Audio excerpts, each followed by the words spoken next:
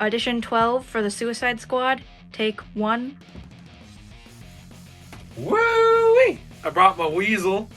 I've been training for this movie my whole life. You know, the squad. I don't want to get demonetized word squad. Sir, I don't think it's that kind of movie. Really? I loaded it and everything. I've even been a method actor since I was a teenager. Find your own goddamn weasel. We are going to start with a spoiler-free section of the review for just a couple minutes, probably 5 to 7, then we will move into about the same length time of spoiler section. I will warn you when we get there, but the whole thing with the Suicide Squad is that I cannot believe that it exists. The Suicide Squad came to be out of a really weird series of events. First off, studio interference with David Ayer's original Suicide Squad film, which I still think it would be cool to see what his vision was, now that we got to see Zack Snyder's Justice League. But on top of that, we also had a weird James Gunn saga that led to this movie existing. One part of it was that he got basically removed from Guardians of the Galaxy 3.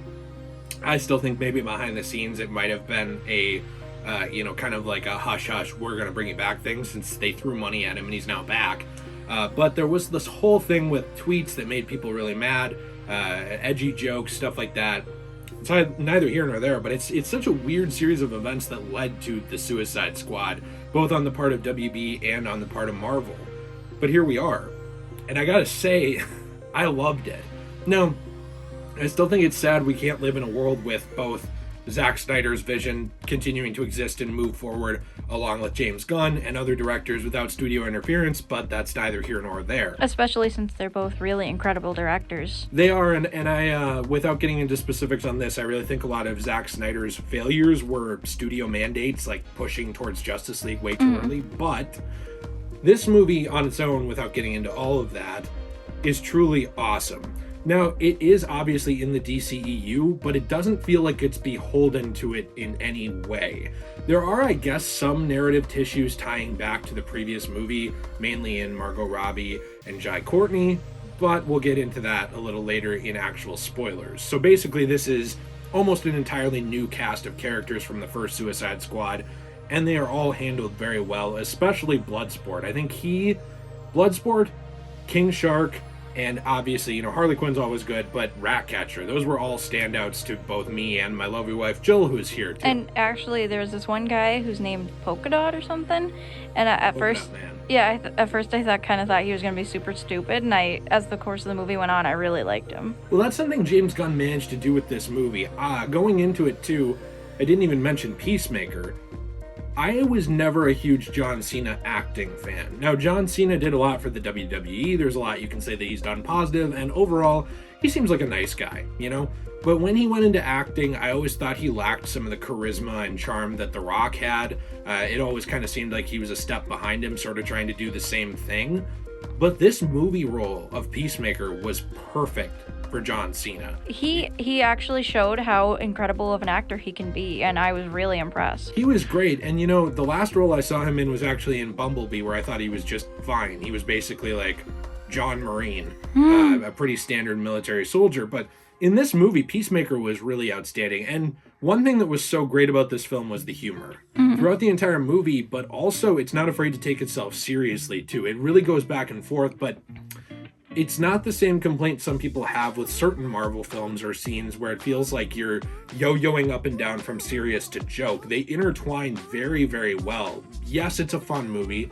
Yes, there's moments that are absolutely lighthearted, but there's some truly vile, disgusting moments in this movie too, especially near the end, which we'll talk about again in spoilers, but it is not afraid to be rated R, but it's also not afraid to be fun. And sometimes those things are a little divorced from each other in films. And something I really enjoyed about this movie is it has a lot of personality in it, kind of like how Guardians of the Galaxy or even Scott Pilgrim has interesting graphics. Sometimes there were words that would pop up as each chapter of the movie came around, and they were kind of built into the scenes, and it was very artistic and interesting, and I liked that the director decided to do fun things like that and kind of immerse us into the movie like that more. James Gunn is so artistic. I mean, to add on to your point, Jill, there's also, without getting into specifics of spoilers, there's different ways that certain characters see the world that we get to see through their eyes. You know, I'm just bringing up an example I'm making up. Maybe Harley Quinn sees something differently than someone else sees it. That sort of thing. And we get to see sort of their psychotic view of it as well. It's done really well, but also these characters are held very, very personable. This is a problem I had with the first Suicide Squad movie. Again, probably not David Ayer's fault. He says a lot of it was studio interference, but in that movie, there was a lot of issues with the movie feeling manufactured, feeling very, I don't want to throw a hot topic under the bus, but very, stiff and hot topic-y in terms edgy. Of done to throw product placement, you know, like, let's make this way to appeal to this crowd. Let's make this way to appeal to this crowd. It didn't seem like James Gunn made the movie just for himself, but it did seem like he made it for just fans of comic book characters and him. It seemed like he made a movie that he would be happy to watch with his, you know, family. Obviously, probably not young kids, but... No, probably not. I will also say, by the way, Sylvester Stallone in this movie... Incredible. Did a fantastic job. Like, the range on that man is really fun. Before I watched the movie, I was kind of mean about the CGI on King Shark. I actually ended up thinking he was really adorable throughout the movie, and I really loved that movie a lot. I ended up loving most everything. I will say, in positives, obviously, before we move on to spoilers, the movie's beautiful.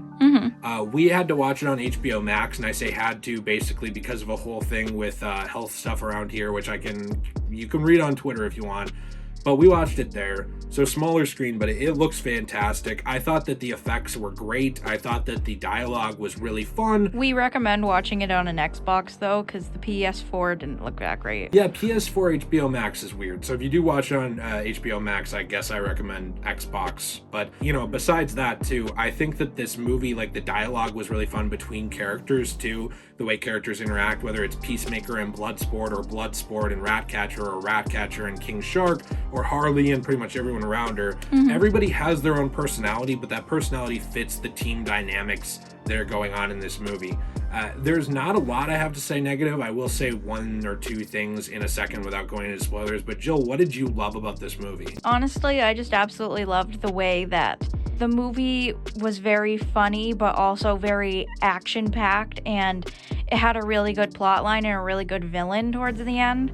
And I liked that I could watch it and not get bored or fidgety throughout it, because I have a lot of problems sometimes with my attention span, and even though I absolutely love long movies, sometimes I have a hard time when they're slow, and this one didn't feel very slow at all. They just kind of get right into the action, and it was very, very, very immersive and enjoyable. It's interesting how it's able to balance the Michael Bay level action of like the Transformers movies, but the solid plot of something like Guardians of the Galaxy with an R rating. You know, those themes of family tie in throughout, but it does its own thing too. It's not a Guardians clone. It actually reminded me a lot of Deadpool in a way. Yeah, very, very personality driven movie, very unique.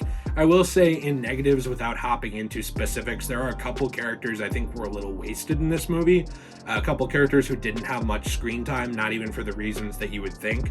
And some of the promotion around the movie is a little odd once you actually start watching it with the cast. And we'll get into that in the specific spoilers. But basically, if you go into this movie, and I don't want to set your sights too high, but you go into this movie just hoping to have a fun time, I think you're going to be probably blown away. And if you go in with high expectations, the film will probably meet them very, very well. I'm very happy to say that, in my opinion, this is probably one of, if not, probably one of the best DCEU films in terms of quality writing, effects, and just overall personality-driven, heart-filled films. It's a movie I want to see again, support it in theaters, and I want to buy it as well, because I loved it, and I can't wait to see what James Gunn does going forward. So this is me giving you time to click off of the video if you do not want to see spoilers. I try to give you guys a good 10 to 20 second window-ish to get out of here when we do new movie reviews. If you enjoyed this video, please be sure to leave a like, subscribe for more content. If you do not want spoilers, now would be the time to hop out, and be sure to check out our upcoming Space Jam movie review as well, because we have a lot of fun with these. So you who are hopping out, I'll see you next time. You now have no right to complain because you stayed here. Goodbye, goodbye, bye. we're in spoilers now. This movie is amazing. It's awesome. I love it from start to finish. I will say this film starts out a little odd. It's very, very abrupt. That's something, Jill, you pointed out when we were first watching, is that it really just jumps right into it. But I would say the first 15 minutes of the film are not indicative of the quality of the movie. It doesn't mean it's bad, but it's just so back and forth between characters because it's killing a lot of them off really quickly. Yeah, the thing with the beginning of the movie is it introduces like 5 or 6 characters. Well, probably not that many, more like 4. And then it immediately murders all of them. Pete Davidson's character is one of them, which I was surprised because he was in the marketing. You know, there were characters, and that's why I say the marketing's a little odd because, yes, it's Suicide Squad. You expect people to die, right? But Pete Davidson was in the marketing, so was obviously the Weasel. Characters like that, and all of a sudden they're out of the movie like right away. Within the first like 10 minutes, I'd say. Jai Courtney's Captain Boomerang was the weirdest one. You know, like he was probably up there with Harley Quinn as the most personality-driven character in the original Suicide Squad, and they kill him off in like 10 minutes. I absolutely love Captain Boomerang too, so I was really disappointed. I thought it was a very big missed opportunity. I thought he could have added to the movie, but they decided to kill him off, sadly. And the rest of the movie was still good without him. It's amazing. I guess if I was directing the movie, which I'm obviously not James Gunn, I probably would have wanted to utilize Jai Courtney's Captain Boomerang a little more. I think that, you know, the interaction someone like him could have had with Peacemaker or with King Shark or even, you know, Harley again, just like in the first movie, would have been really fun to see. And it was odd to just get rid of that character right away. It was weird that he was even in the movie, actually. Yeah. At least, even if he had died, like, later on in the movie, at least he would have had a part in it, I think. It kind of seemed like he was introduced just to be a red herring. Like, you'd expect Jai Courtney to be in the movie. I mean, there's even a Funko Pop of him. So it kind of seemed like James Gunn maybe introduced him just to be like a red herring, like, hey, Jai Courtney's back, and he dies right away to subvert expectations. It works, but it just feels weird. And there's a few things in this movie that feel a little weird without being too negative on it, because I love it. I mean, things like that, things like obviously not knowing what characters will make it to the end is odd, but it also does add to the suspense. So it's not really a negative at all. But there are moments in the movie where it was like, please do not kill King Shark, or like, please do not kill Ratcatcher. Like, they make you really care about these new characters. That is something I really enjoyed about this movie, though, is that it was not predictable in any way, shape, or form. James Gunn did a really good job with keeping you on your toes when watching it. I think so, too. And I think that, I think the biggest, I guess, indication of that is John Cena. You know, I mentioned it in the spoiler-free, but I've never been a big John Cena acting fan, like I already said. Jill, you straight up never liked him in a movie before this. No, I have also, when I was younger, he used to appear on Nickelodeon a lot too, and I always just kind of thought he was annoying, and every time he was in any sort of TV show, I'd just turn it off. I'd be like, this is boring. You had a traumatic experience because of Nickelodeon. I didn't like him at all, and I didn't like seeing him on Nickelodeon. I thought his meme was dumb. I remember when he was announced to be in this movie, Jill and I were in the theaters, I think watching The Conjuring, and I think this played as a trailer, and I remember I looked over at Jill and I was laughing because Peacemaker made me laugh, and Jill was rolling her eyes and she was like, why does John Cena have to be in this movie? Yeah, he's in like everything. Neither of us hates John Cena as a person. It's just more like the things we've seen him in. You know, and even John Cena admitted this actually the other day. Some of his performances early on were not the best. However, him in this movie, it really changed my perception of him. I really enjoyed him and his character, and I am excited to hopefully see more of him in more projects. Supposedly there will be an HBO Max Peacemaker series, so I'm really excited to see that. This character is interesting, and this gets into, I guess, the nitty-gritty of the spoilers, is that I love that every character has their own issues. Now, this isn't Silent Hill level psychology, but characters like Bloodsport. This is a character with a little bit of good in him, but also he's really screwed up. He's not a good dad. You know, he's very violent. But then Peacemaker, on the other hand, right? You'd think like, oh, this guy is obviously, you know, he's saying like he's super pro-America. He's like a screwed up Captain America in a way. And his point is that peace needs to be maintained at all costs. Now, we even see that late into the movie where, I mean, we're in spoilers anyway. So, you know, late in the movie, Peacemaker does turn on the team. And we actually get to see that he was tasked by Amanda Waller to prevent the drive, which has stuff about Project, I always forget. Project Starfish with Starro on it from getting out to the public, right? And he turns on and kills Rick Flag. But the thing is... Because he thought that the drive would cause, like, a public panic. Right, so that's the thing that I loved about that character, right? They wrote him in a way where it's like, holy shit, like, he didn't want to kill Rick Flag. No, he liked Rick. He loved Rick Flag. He, like, idolized him. He was like, he even called him a hero. But he felt like he had to kill him to prevent, you know, like, peace in America from being ruined. Like, he wanted to keep the order, keep the peace. It's interesting how he said, like, even, like, peace is important and it doesn't matter how many people I have to kill to achieve it. Something I liked about him was it kind of reminded me in a way of how in a lot of iterations of Batman, he's kind of like, almost OCD about not killing people. This Peacemaker seemed like he had that same kind of deep underlying issue of needing to keep the peace, or he has like an issue or something. Right, yeah, I think that's really a good way to look at it. And all these characters have these issues. You know, Ratcatcher obviously has issues with insecurities early on in the movie. You know, Harley Quinn has her Harley Quinn issues, which are just always on the table in every movie she's in. They did such a good job of humanizing these characters and giving them problems and making you care. Even Polka Dot Man, you feel bad for the guy. You know, like, he has all these growths all over him throughout the whole movie and he has to vent them. Even when he died, I remember right away in the movie, Jill was like, this guy looks like an idiot. What a stupid character. And then when he died, Jill's just like, oh man, I kind of liked him. Yeah, I was really upset. I didn't want him to die. Well, that's the thing. James Gunn was able to, obviously, you know, probably hundreds of people worked on this movie, but like, the movie was able to make you care about characters that you probably shouldn't care about. Polka Dot Man, you know, Peacemaker.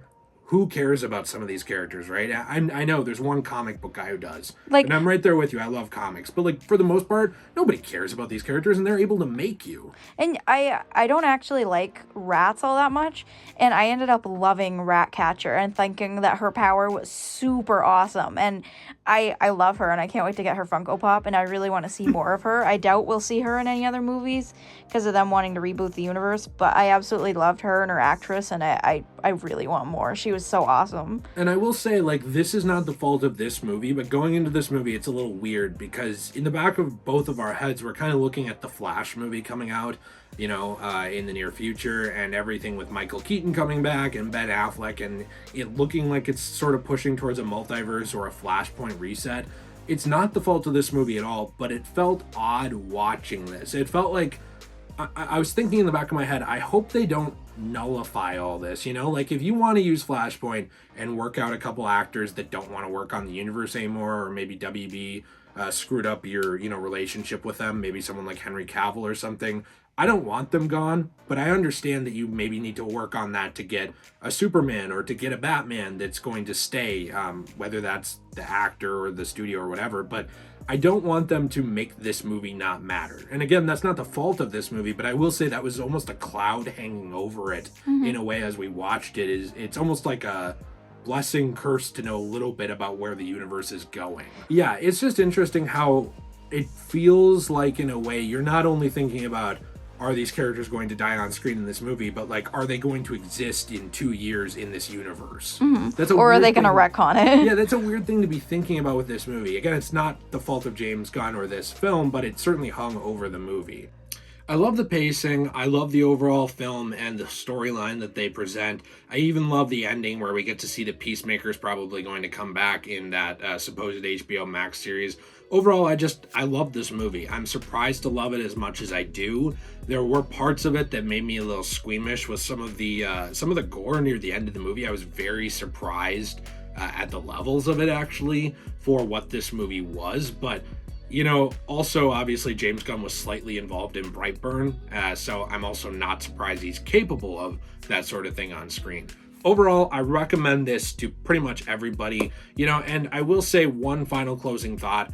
I do really, really want to see more of the stuff that Zack Snyder was working on, but I do think there is a subset of people being a little unfair to this movie where it doesn't fit. You know, like, for example, I get being annoyed with Warner Bros., but, like, it's not obviously James Gunn's fault that they gave the shaft to David Ayer or Zack Snyder on stuff.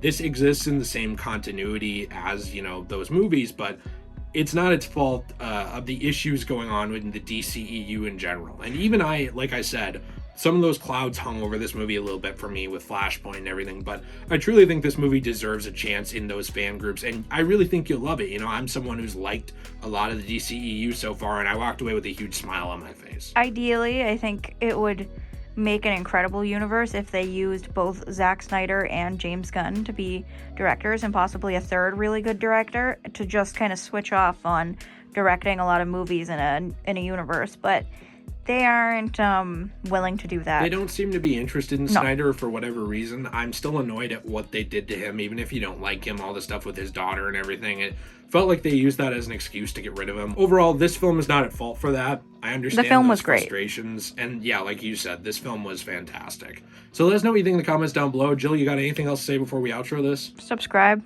Yeah, be sure to subscribe to the channel. We appreciate that very much. We're going to be doing more movie reviews, top fives, all that stuff going forward. We've had a really fun time. Be sure to check out the secondary channel, Degenerate Plays, where we hang out, along with everything in the description down below. Thank you for watching. Thanks for watching, and as always, stay shway.